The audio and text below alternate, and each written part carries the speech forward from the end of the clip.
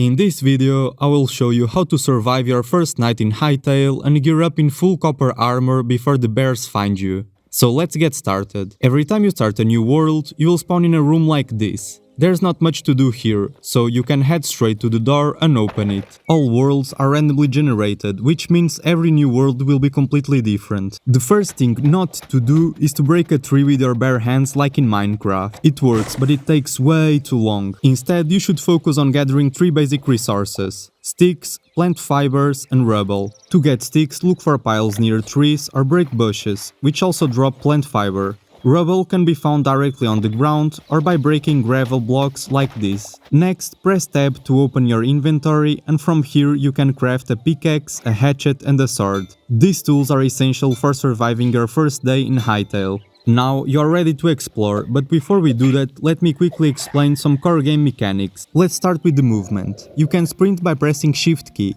and you will notice a stamina bar that drains while sprinting and refills when you slow down. Unlike Minecraft, you can jump 2 blocks high, and you can even climb walls up to 4 blocks, which is extremely useful when escaping enemies. Press V to switch to third-person view and hold C to see your character. Now that you have a sword, let's talk about combat. You can perform basic attacks with left click, charge attacks by holding left click. You also have a special attack by pressing Q, which charges up as you deal damage. Defense is just as important, so with a weapon in your hand, you can hold left click to block incoming attacks. Later in the game, you can craft shields, which go in this slot and are also used by holding right click. Next up is food. To start, you can gather wild berries or hunt animals. Hunting not only gives you raw meat, but also light hide, which you will need to craft a bed and survive your first night. But for me, the best and easiest option right now is to craft a campfire and cook some meat. That will instantly restore 10% of health and also gives you regeneration and health boost for 2.5 minutes. Now it's time to work toward our main goal, a copper armor. Find a shaft like this and start exploring underground. Make sure to craft torches first, because it gets dark very quickly. This is what copper ore looks like. When you mine it, you will get a raw copper, which needs to be smelted in a furnace. If you go deeper, you might also find iron or even thorium if you are lucky. With plenty of resources collected, it's time to settle down.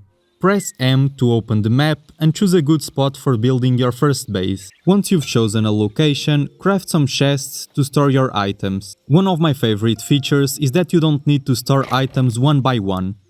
You can click this button to drop everything except your hotbar items. You can even sort items by type or use quick stack to only store matching items. It makes organization incredibly easy. And now, finally, you can build a workbench and really start progressing.